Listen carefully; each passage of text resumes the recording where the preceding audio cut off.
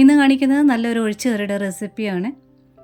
ഒരു 2-3 മുരിങ്ങയ്ക്കായി ഒരു 3-4 ചെറിയ വഴുതനങ്ങ ഉണ്ടെങ്കിൽ ചെയ്തെടുക്കാൻ പറ്റിയ നല്ലൊരു നാടൻ ഒഴിച്ചുകറി. മുരിങ്ങയ്ക്ക സീസണൊക്കെ തീരുന്നതിന് മുമ്പ് ഇതുപോലെ തയ്യാറാക്കിയിട്ടില്ലെങ്കിൽ ഒരു പ്രാവശ്യമെങ്കിലും ഇതുപോലെ തയ്യാറാക്കി നോക്കിക്കോളൂ. ഇതിനി എങ്ങനെയാണ് ചെയ്തെടുക്കുന്നത് നോക്കാം.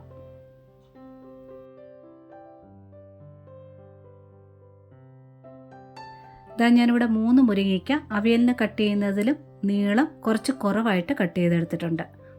മീഡിയം സൈസ് 4 വഴുതനങ്ങ എടുത്തിട്ടുണ്ട്. 4ആയിട്ട് കട്ട് ചെയ്തിട്ട് വെള്ളത്തിലിട്ട് നല്ലവണ്ണം ഒന്ന് കഴുകി കറ മാറ്റി എടുത്തിട്ടുണ്ട്. ഞാനിവിടെ ചട്ടി വെച്ചിട്ടുണ്ട്. ഒരല്പം വെളിച്ചെണ്ണ ഒഴിച്ചിട്ടുണ്ട്. വളരെ കുറച്ച് എണ്ണ ഒഴിച്ചാൽ മതി. ഇപ്പോൾ പിന്നീട് കടുക് താളിക്കുന്നുണ്ട്.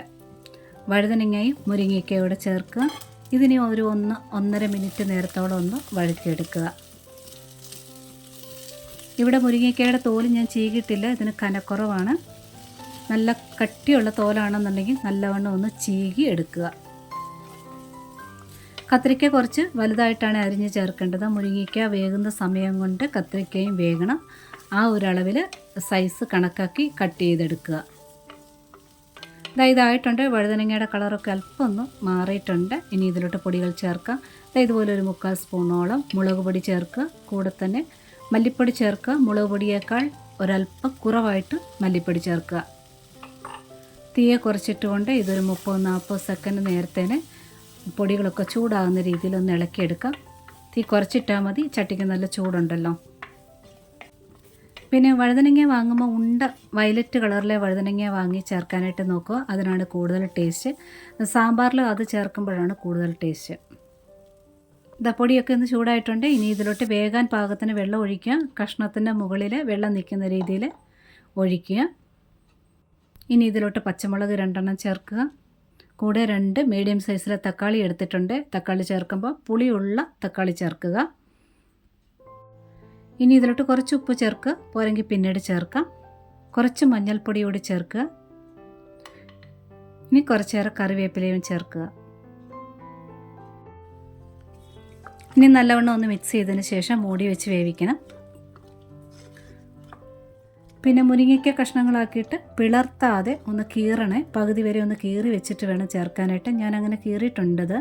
അപ്പം നല്ലവണ്ണം ഉള്ളിൽ അതിൻ്റെ ഉപ്പും പുളിയും കയറും.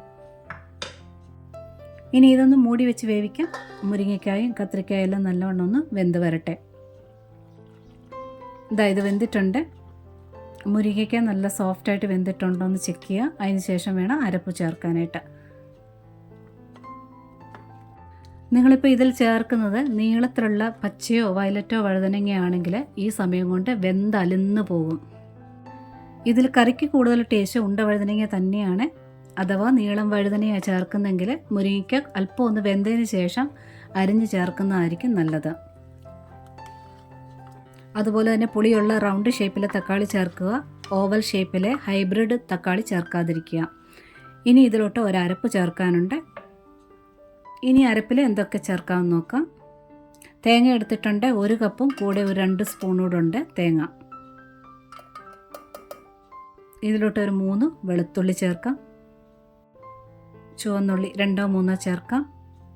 നല്ല ജീരകം ഇത്രയും ചേർത്തിട്ടുണ്ട്. വളരെ കുറച്ച് ചേർക്കുക. അല്പം മഞ്ഞൾപ്പൊടിയോടെ ചേർത്തിട്ടുണ്ട്. ഇനി അരയാൻ പാകത്തിന് വെള്ളം ഒഴിച്ച് നല്ലവണ്ണം അരച്ചെടുത്തോണ്ട് വരണം. അരപ്പ് ചേർക്കുന്നതിന് മുമ്പായിട്ട് 2-3 നുള്ള് വറുത്ത് പൊടിച്ച ഉലുവ അതുകൂടി ചേർക്കുക. കൂടെ അരപ്പും ചേർക്കുക. തീയെ നല്ലവണ്ണം കുറച്ച് വെച്ചതിന് ശേഷം അരപ്പ് ഒഴിക്കുക. ഇനി ഇതൊന്ന് മിക്സ് ചെയ്തിട്ട് വെള്ളം പോരെങ്കിൽ കുറച്ചുകൂടി ചേർക്കാം. ഒത്തിരി കട്ടിക്ക് വേണ്ട ഈ കറി. ഒരുപാട് ലൂസാക്കി എടുക്കണ്ട.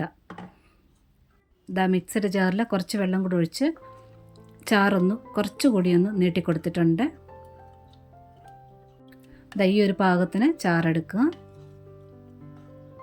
ഇനി കുറഞ്ഞ തീ തന്നെ ഇതുപോലെ ഇളക്കി കൊടുത്തുകൊണ്ടിരിക്കുക. നല്ലവണ്ണം ചൂടാകണം.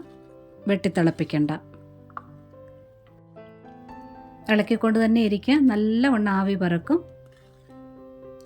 ഉപ്പ് ചെക്ക് ചെയ്യുക. പോരെങ്കിൽ ഉപ്പ് ചേർത്ത് വീണ്ടും ഇളക്കിയെടുക്കുക.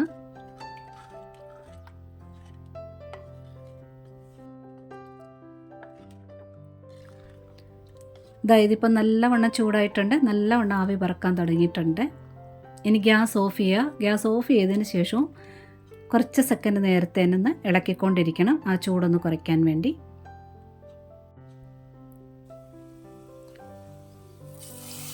ഇനി ഇതാ കടുക് താളിച്ചൊഴിച്ചിട്ടുണ്ട്. താളിച്ചൊഴിച്ച ഉടനെ തന്നെ മൂടി വയ്ക്കുക, ഇളക്കരുത്. ഒരു 3-4 മിനിറ്റ് നേരത്തെ തന്നെ മൂടി വയ്ക്കാം.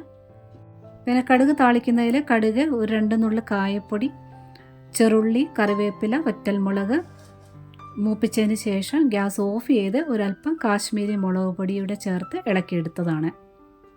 പിന്നെ അറിയാമല്ലോ, കറി ആറിയതിന് ശേഷം ഒരല്പം കൂടി വറ്റും, പാകമാകും. ഇത്രയും ഉള്ളൂ. എന്നാൽ പിന്നെ ഇതുപോലെ ഉണ്ടാക്കി നോക്കുമല്ലോ, മുരിങ്ങയ്ക്ക സീസണൊക്കെ കഴിയുന്നതിന് മുമ്പായിട്ട്.